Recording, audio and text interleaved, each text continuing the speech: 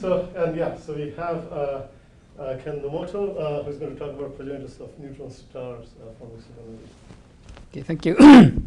Yeah, I have joined this INT program several times, but this year almost nobody I have ever seen before, even including Japanese. And so the topic I was given is a kind of broad things, and so I just picked up some topics I have heard this year.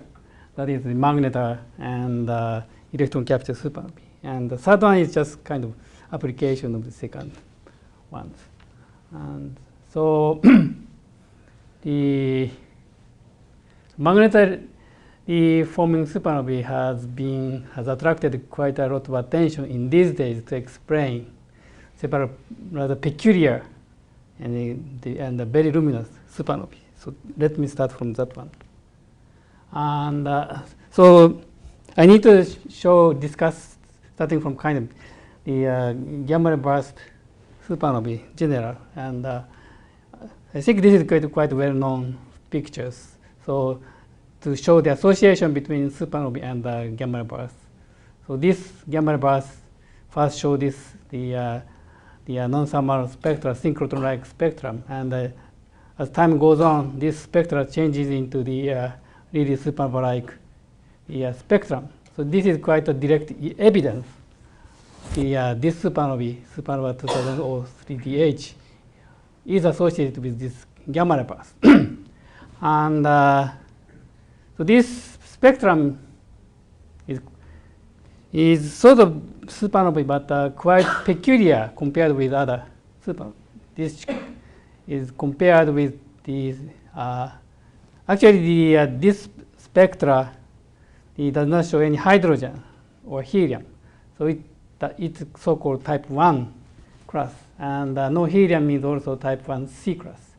And compared with that, the thermonuclear type of the type 1A and type 1B with helium, and this has quite broad features. And as we have known with synthetic spectra, this very broad features is a result of the blend of many lines. And so that suggests quite a large amount of mass existed at relatively high velocity and already suggesting a quite large explosion energy. And actually, when we try to fit this spectrum with synthetic modeling, this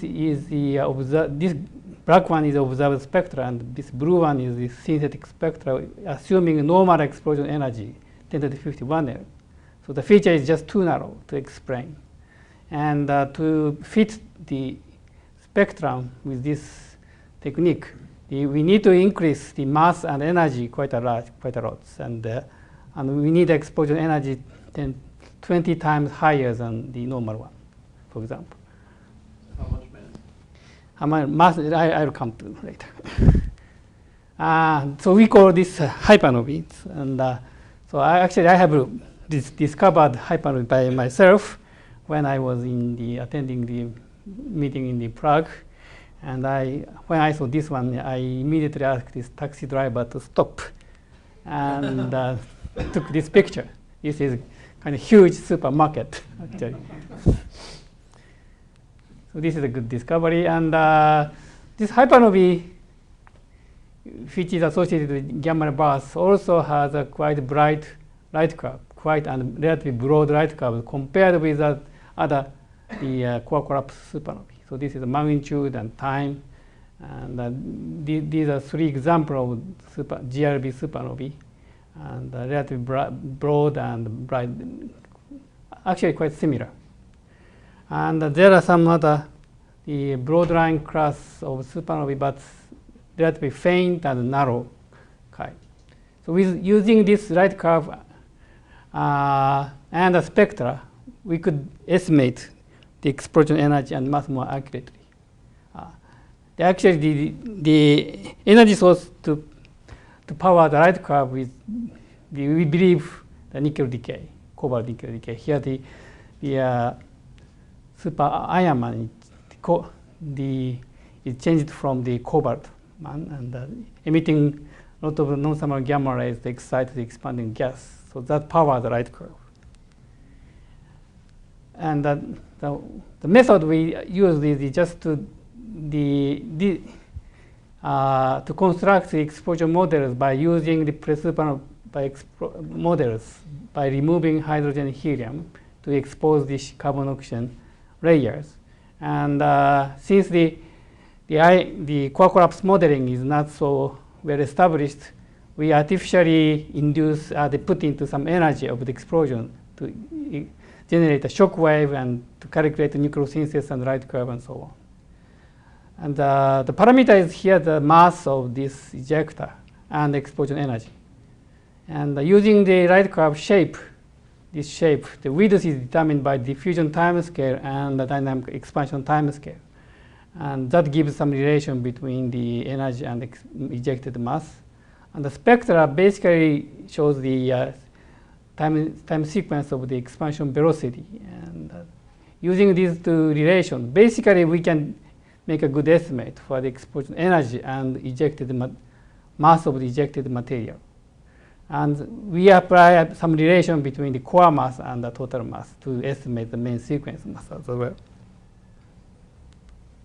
So this is what we have obtained, just plotting the explosion energy as a function of the main sequence mass.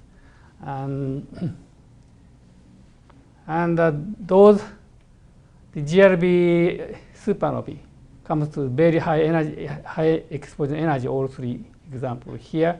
And also the estimated mass, ejected mass itself is about something like 10 solar mass, but the estimated main sequence mass ranging from 30 to 50 solar mass range, some error bars.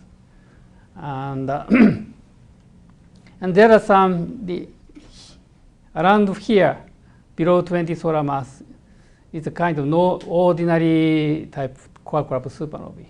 And we have good estimate of the energy for supernova 87A, 93J, 94I.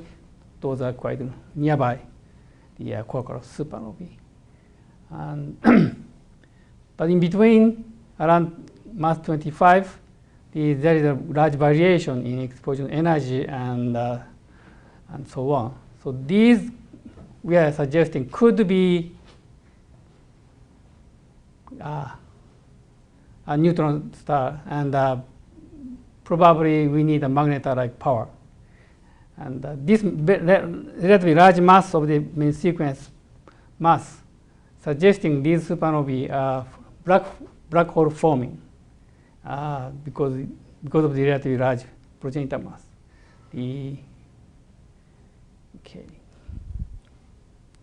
Sorry, on these plots, the main sequence mass is just extracted from your modeling, right? Yes, yes. And so the error bars are larger. Error bars coming from the model, so this is the range of models that can predict Yes. this mass? Okay. So if we have more overshooting or mass loss and so on, probably this masses goes to higher mass, moving to higher mass. And the nickel mass, again, probably relatively large jump around here. And the nickel mass is almost close to the type 1A supernova-like value. So what we have suggested is the supernova around here, in between the probably between the ordinary supernovae and hypernova.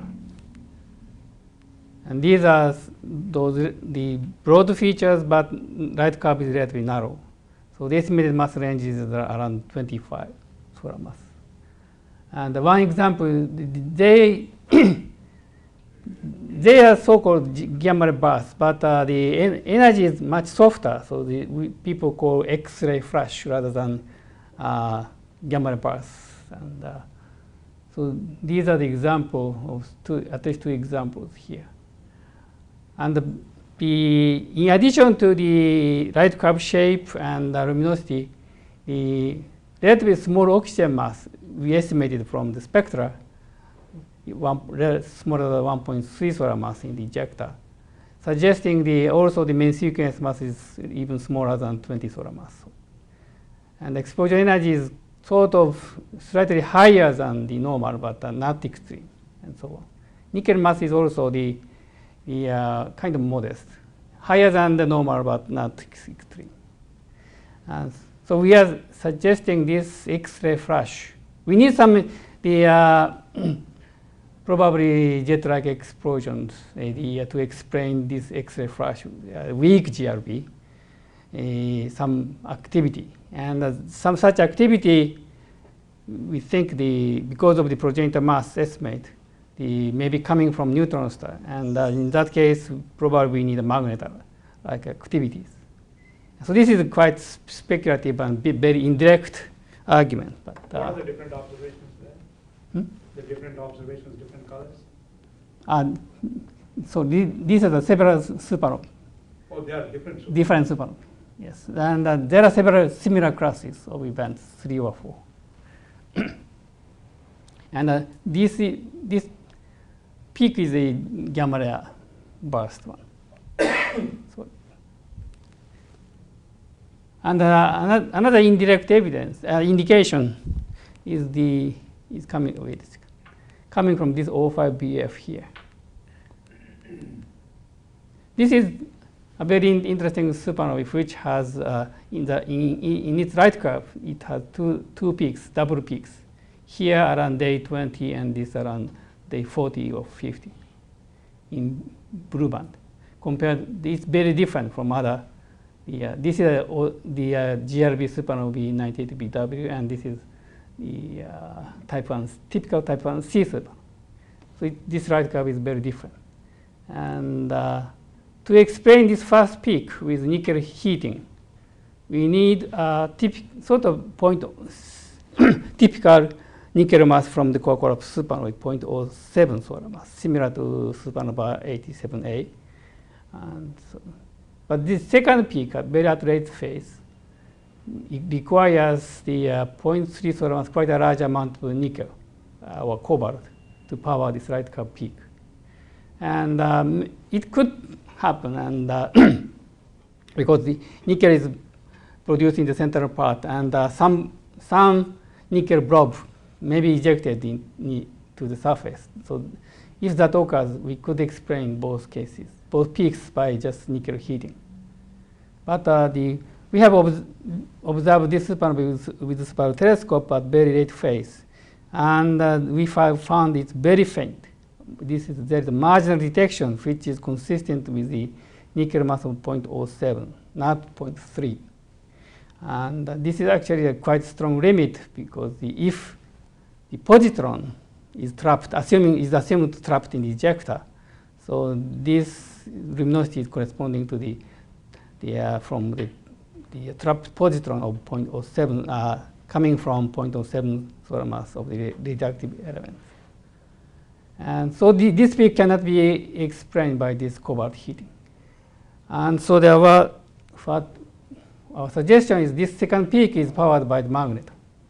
And Magnetar has a quite sort of two useful parameters to fit. So we can fit this right curve with this something like 10 to the 15 Gauss in the beginning, and initial period 10 milliseconds or something like that. And then it decays, can be consistent with this marginal detection as well. So this is sort of one indicator. And recently people are more brave to use Magnetar to explain very bright source, so-called superluminous supernova. And this is quite a bright one. This is the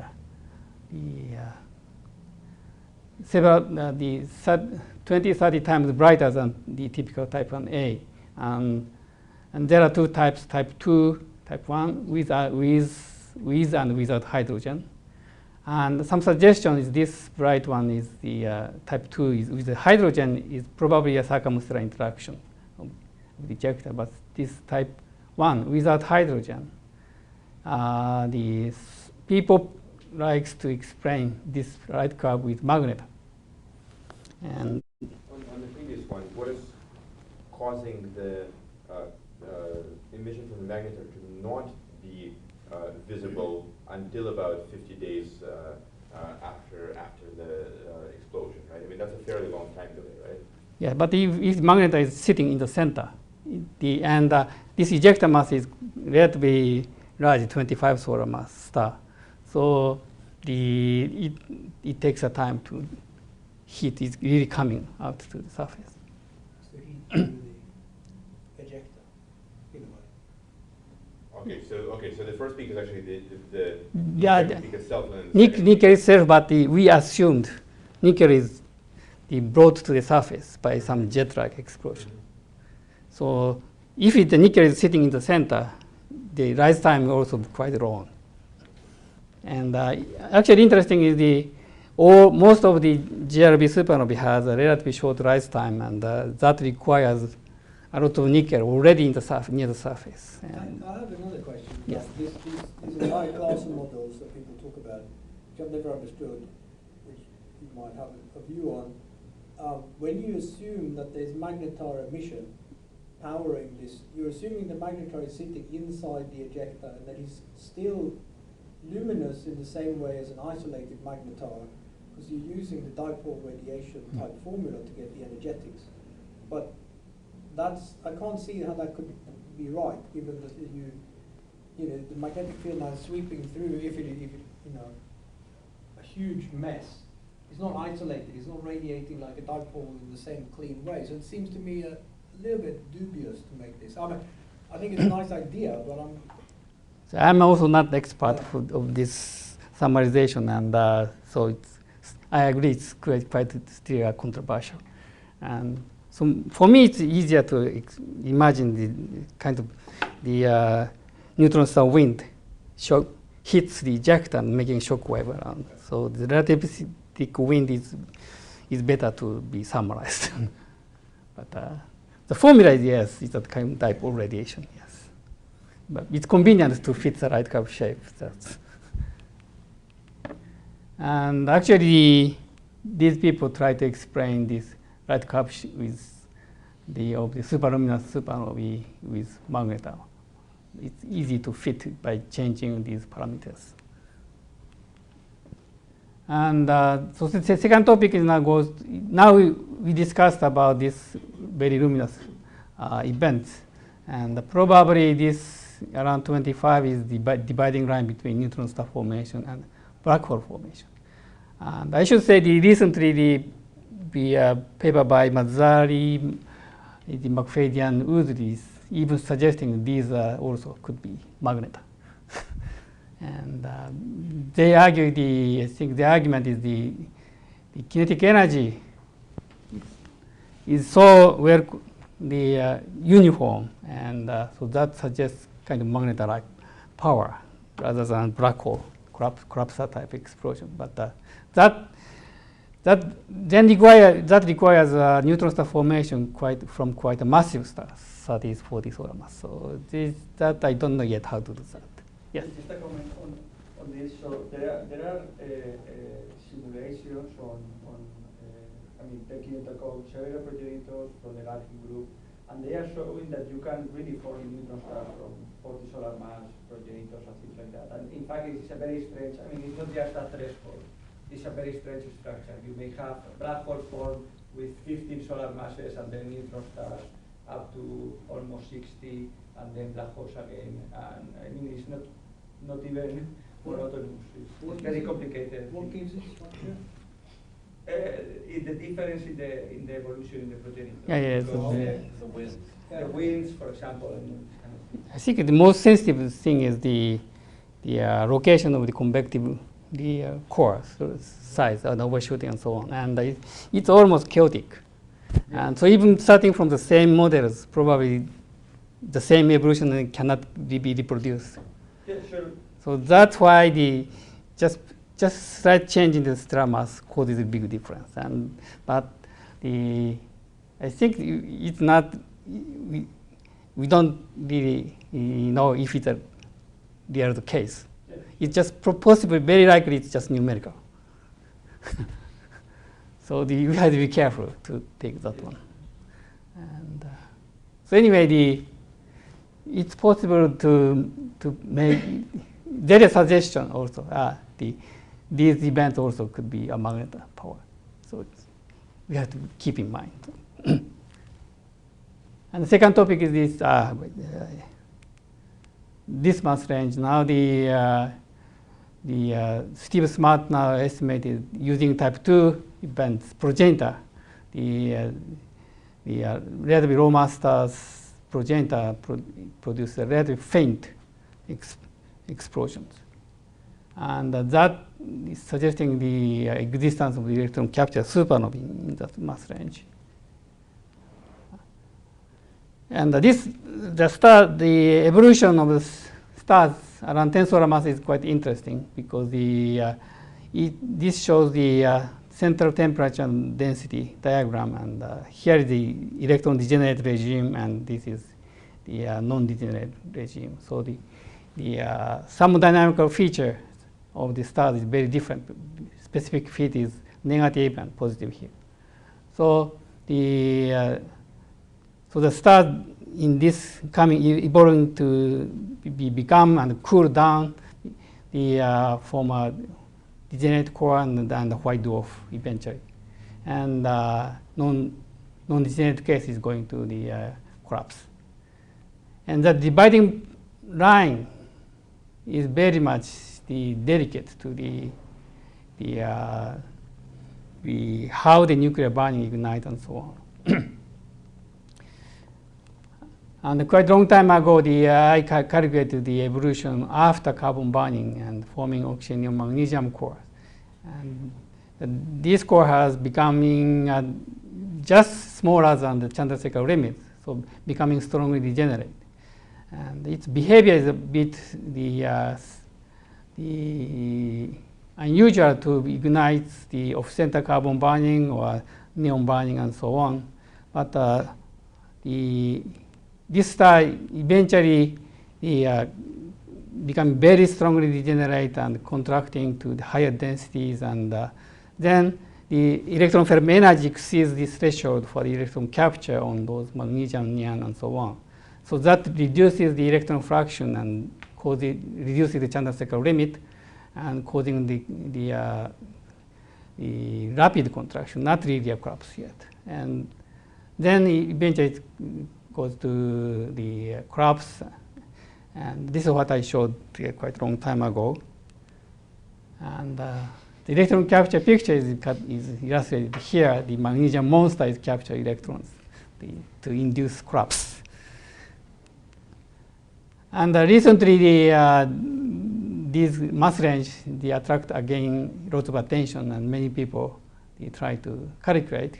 And this is one example of which I have joined, and with mesocode, so-called. So they form oxygen among the cores, and there are some different behavior. This is similar to what I have found.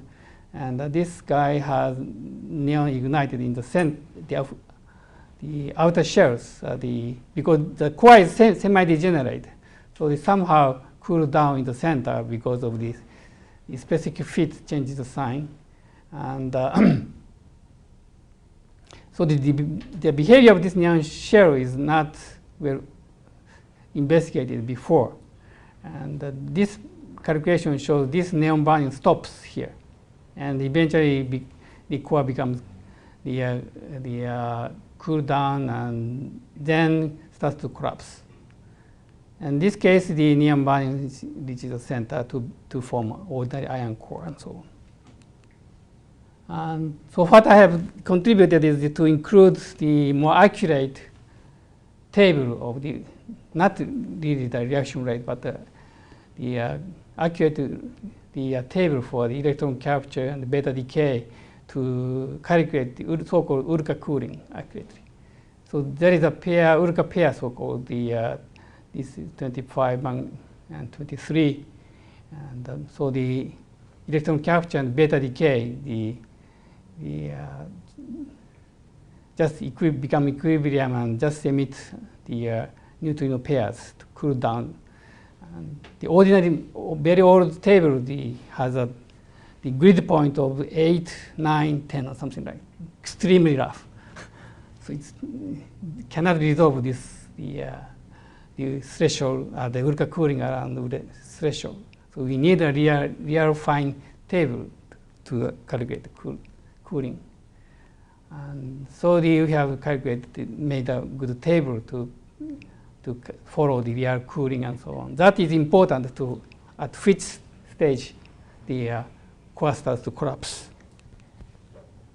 And another difference from the previous models is this neon shell burning.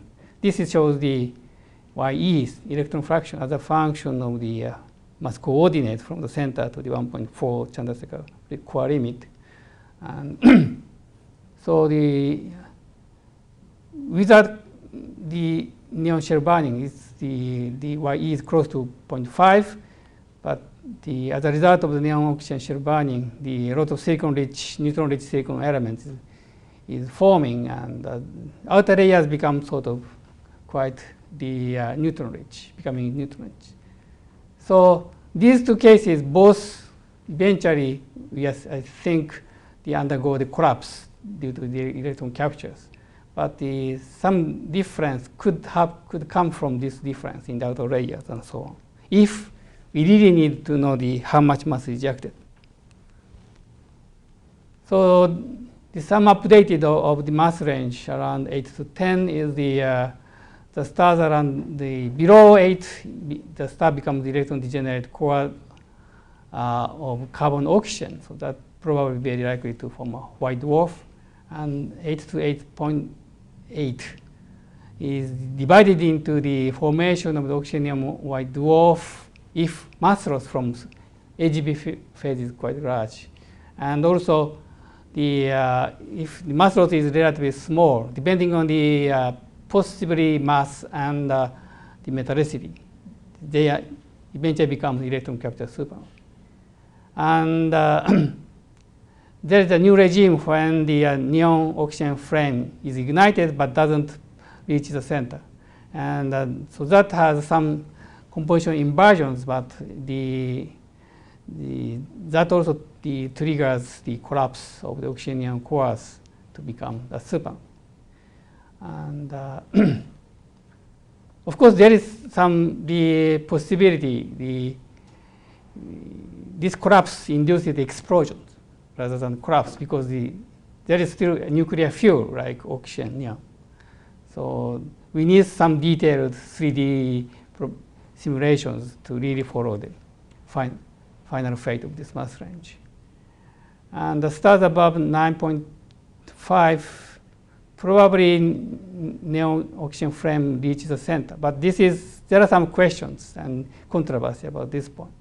And if this reaches the center, it forms iron core to become ordinary core of supernova. But if it doesn't, it goes to this way. And so it's still some uncertainties about this flame propagation in the region. So it's convective burning. So it's the effect of the overshooting is not well understood yet. So the convection is really a big problem for the progenitor evolution. And the stars above 11 is very likely just ignites neon at the center and forming ordinary iron cores. If this whole thing happens in a binary, how important is sort of the mass transfer history to the eventual fate? It's very important because it's probably we have to really calculate the helium star evolution accurately to how the helium layer is kept or transferred to the companion and so on. And this is another branch we have to be careful.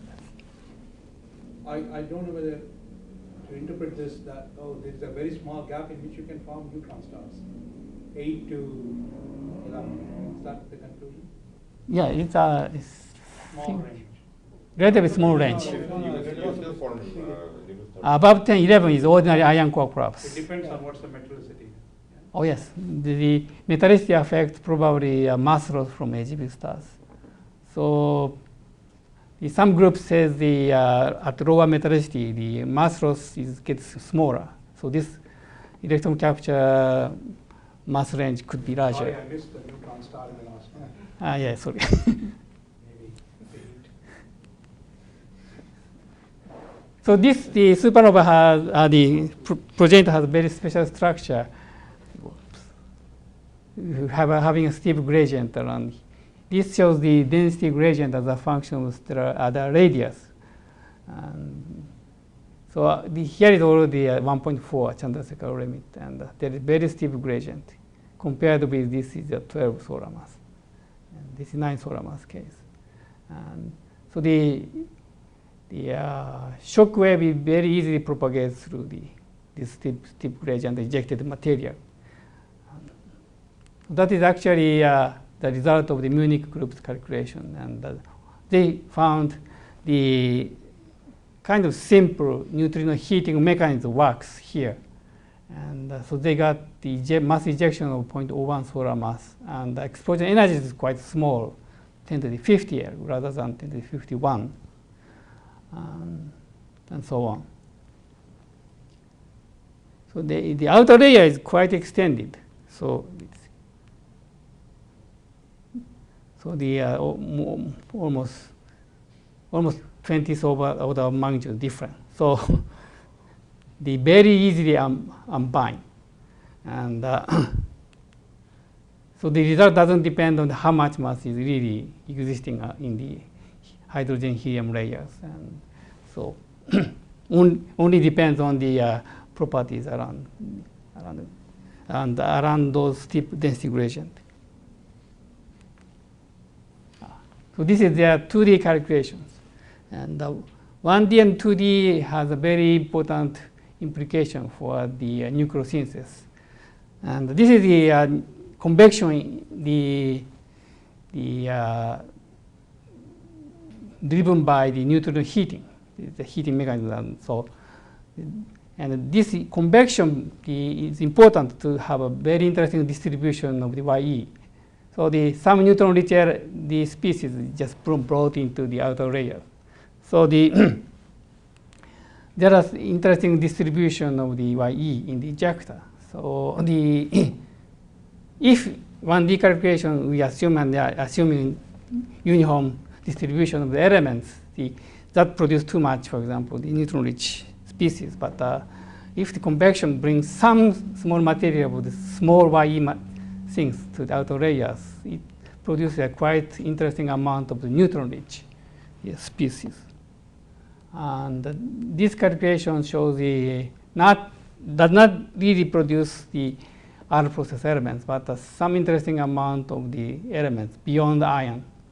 And still up to mass number 90. But if some materials is mixed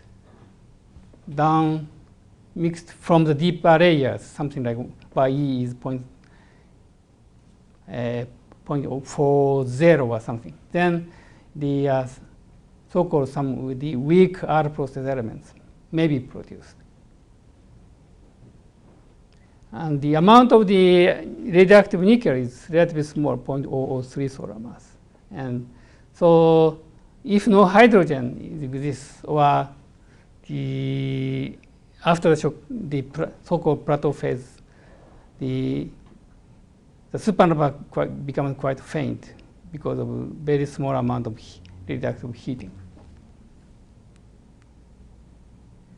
And another important feature of this neutron star is if the core is not rotating, the collapse really starts to occur at almost the very specific center of density of the degenerate core. That means that mass of the core is very well constrained, 1.38, and at most 1.4. And the ejected mass is 0.01 solar mass, I said. So it could be the remnant mass is baryonic mass is 1.38, 437, or probably it a bit depends on the thing. So some plus minus 0.01 solar mass uncertainty existed in the ejector, but So that depending on the binding energy, and so that going to the gravitational mass of 1.25 or around. So this is interesting number to explain this I took from this paper. There are two peaks in the neutron star mass. And if you go to slightly higher mass, 9.5 solar mass, which forms iron core, I said, it's already the collapsing core is 1.5. So that gravitational mass is probably 1.35. So that also corresponding to this and so on. So in that sense, this peak might be coming from this mass range. So just quickly mention application of this electron capture to the accretion index collapse. The accretion index collapse has been discussed for a long time, but there has been no observational evidence yet. The recent idea is just to, as a result of the binary evolutions, we have a binary system, oxygen and magnesium plus some companions, main sequence, massless giant, or another white dwarf.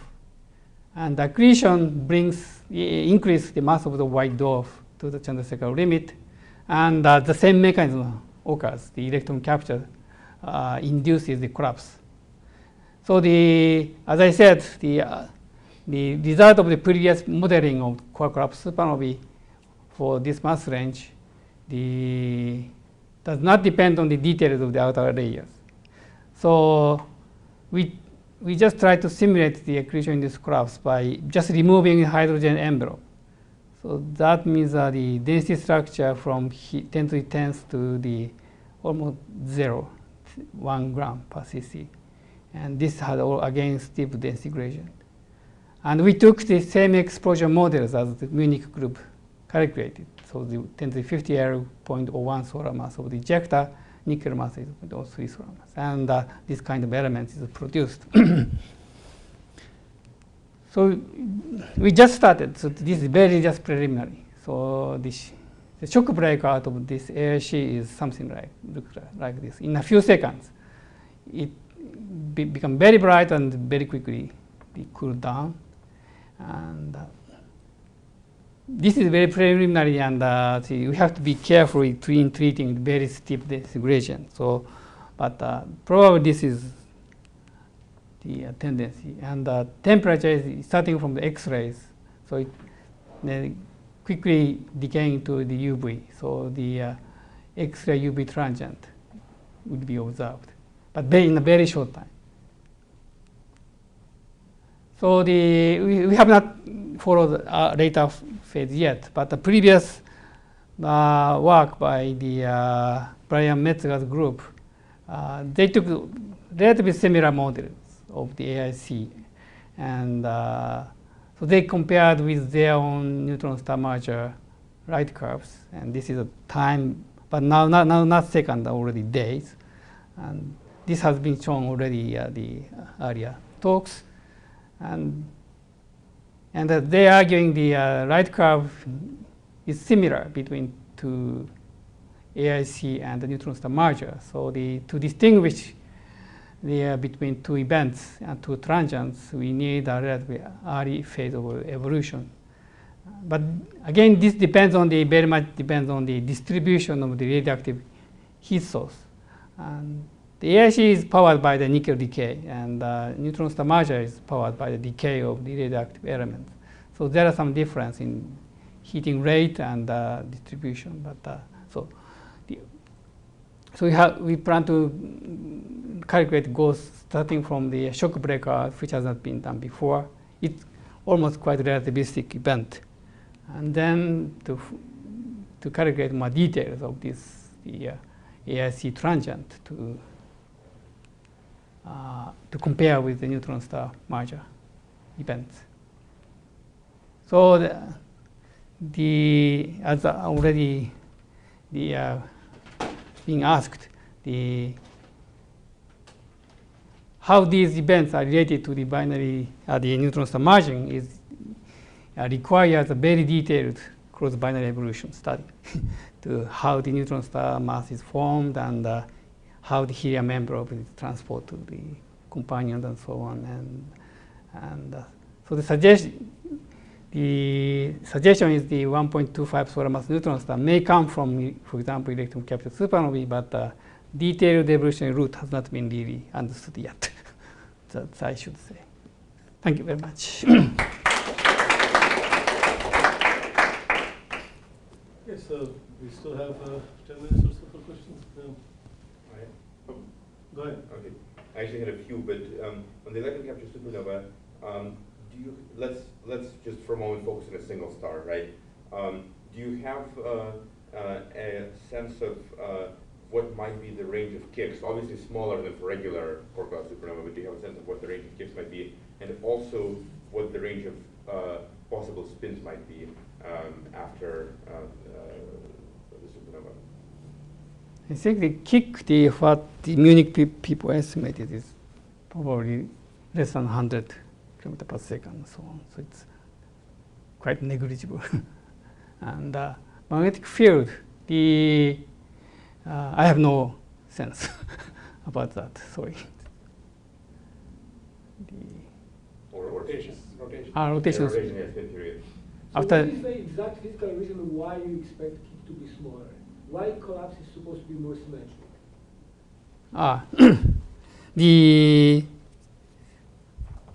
I think the time scale of the explosion is quite short. The outer layer is heated and explode very quickly. And there is no time for the neutron core making oscillation and so on. And very simple mechanism works in a short time. So there is no time for the asymmetry to develop. That's, I think, the main reason. So that means that the kick would be small only in asymmetric mass ejection kick mechanism. Yeah. If that was neutrino, you cannot claim that. No. Correct? No neutrino works. But basic mechanism is the neutrino heating. So it's and neutrino just assuming if neutrino is emitted isotropically, it's just. But we don't know that. Is that correct? Or we don't know whether they are emitted isotropically.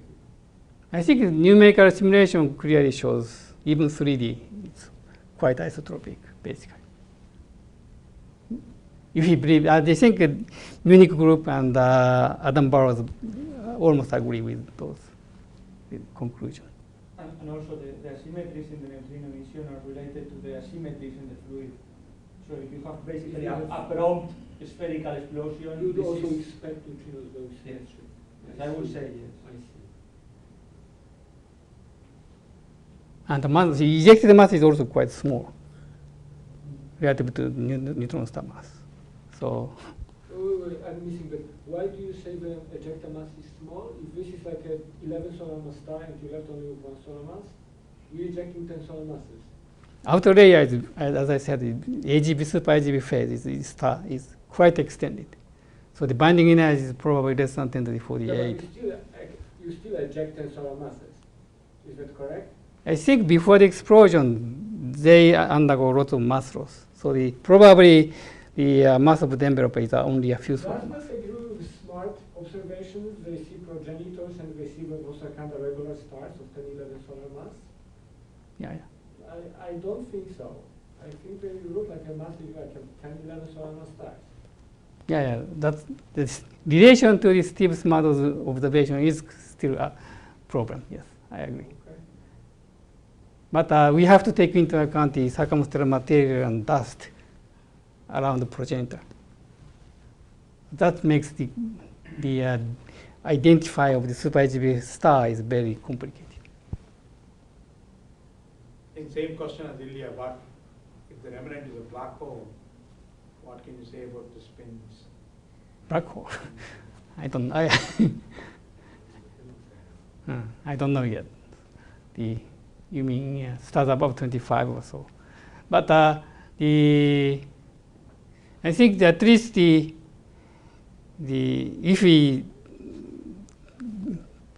believe the collapse scenarios and the gamma burst is induced by the black hole formation, then we probably need to form a very rapidly rotating black hole And there are, as in my diagram, there has been observed several so-called faint ones, faint supernovae, very quiet. And probably those are the black hole forming, but only small mass is ejected. So weakly. So I think probably those supernovae forming a black hole with less spin, very quietly collapse. So I think my impression is the probably binary margin gives the angular momentum to the collapsing core, and then that makes the black hole quite rapidly rotators. So my own impression is probably binary is really closely related to the gamma ray burst events. What about the range of masses? I think it's above 25 is fine. It's fine. Yeah. So we should be. But of course, as there has been comment, the neutron star black hole formation and the progenitor mass is still some uncertainty. Yes. But the general trend is I think there are some dividing line around 25. What do you think of these attempts to try to determine the equation of state from the difference of specific well-measured low-mass neutron stars and the models of accretion-induced collapse or the electron capture? So Do we know the numbers precisely enough to make a reasonable guess? I think the mass of the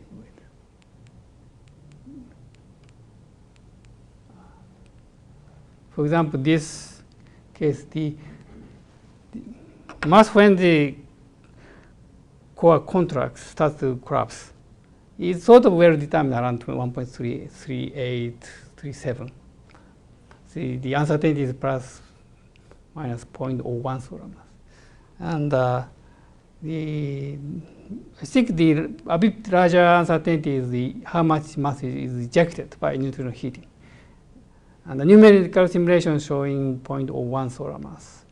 So maybe starting from 1.38, the final mass is 1.37. But if I don't know how this, for example, the difference in the outer layers causes the amount of ejected mass. But if could be larger, so then the 0.02 solar mass is ejected. Then the initial the baryon mass of the neutron star is 1.36 in that case. So there's that level of uncertainty exists. Which is very large. Yeah, quite large. Okay. I have two questions. So when you say, just going back to this thing of the mass, when you say that there is a threshold about 25, 30, so what is the criterion that you use to see, I mean, to select if a progenitor is going to form a black hole or supernova? That's very empirical to see.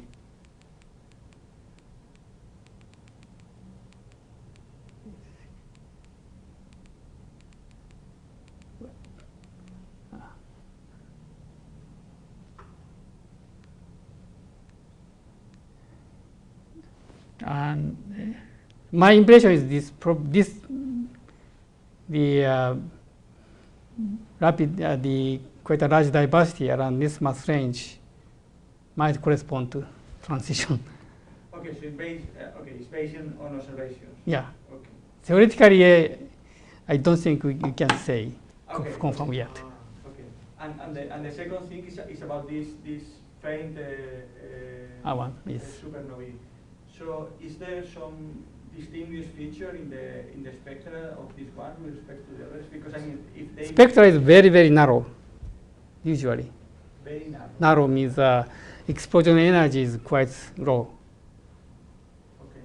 So it's easily identified. This is a very weak explosion, and also time scale of the plateau is quite long. And so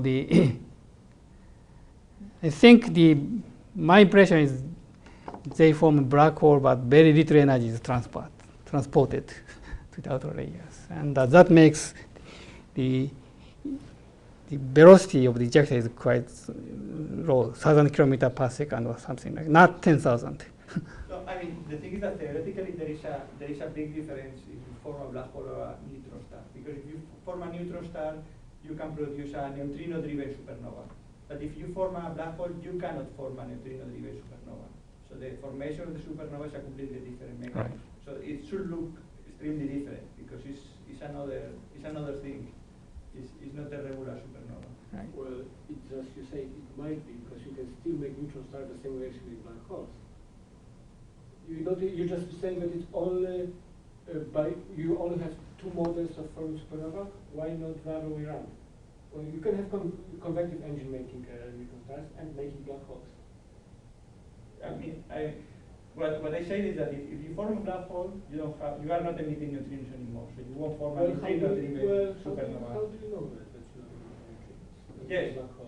Well, because if you form a black hole, the neutron star, I mean, yes, Well, the proton-neutron well- star is swallowed by the black hole. Well, immediately. it's swallowed right away. You first form a proton neutron star and you have time for, you might, let me put it that way, you might have time for emission. You don't know whether you have the time or not. No, we have those numerical simulations and you have plenty of time. Well, most of the numerical simulations don't explode stars of that magnitude. No. Mm. So, Okay, let Yeah. Let me put it that way, okay? Okay, let me say in another way. You form a proton-neutron star which is emitting neutrinos.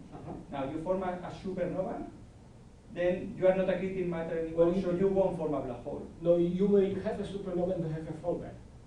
So Yeah. I think that's a very interesting topic Okay, to then discuss. it's forward. No, but I'm saying you just Okay. need the possibility. Like you say that it's established, and I don't think those supernova models are at the stage where you can claim all those things. Okay, but one could ask the question a little bit differently, right? Yeah. Last question. Okay, last comment on this. So let's imagine for a moment that models aren't quite working. Let's not trust them for a second. But one question you might ask is the following: if you believe there's a genuine difference between neutron star formation and black hole formation, for instance, you have a very significant amount of fallback anytime you form a black hole, and almost no fallback whenever you form a neutron star, right? Then you might imagine that there would be some sort of a observational dividing line, right? So I'm going to ignore for a moment the mass that's on the horizontal axis because that's only a result of modeling, not of observations, right? Yeah. If I just project these observations onto the vertical axis, the energy axis, I don't see any gap, for instance, right? So my question is, using all of the observations, not just the energy, but also, for instance, the narrowness and breadth of the lines and so on, is there any kind of obvious clustering where you might be able to say, look, there are two well-separated clusters purely in observational space without any modeling, and so you might be tempted to associate one with neutron star formation and one with black hole formation? I thought the asphericity could be one indication, but because the black hole forming supernovae probably jets. But now the people are saying the Magnetar is quite the good producer of the GLP X-ray flash and so forming jets. So in that sense, it's difficult to distinguish between black hole case and the neutron star if they are the active black hole and Magnetar. So I don't think there could be any observation because I don't believe we have any supernova which can produce a black hole. Show me one supernova that can prove that there is a black hole. Oh, sure. I'm just saying, So, if there are two but clusters, then you might be tempted to be right. I mean, Well, but look, yeah. okay. Yeah. We don't know that short GRBs come from binary neutron star mergers, but we know that these are different from long GRBs, and so that gives an indication there could be two different sets of progenitors. But right? for long GRBs, you have models that are done by magnetars, not black holes. So you cannot, and those are some indication for that. So anyway, let's thank again for a nice talk.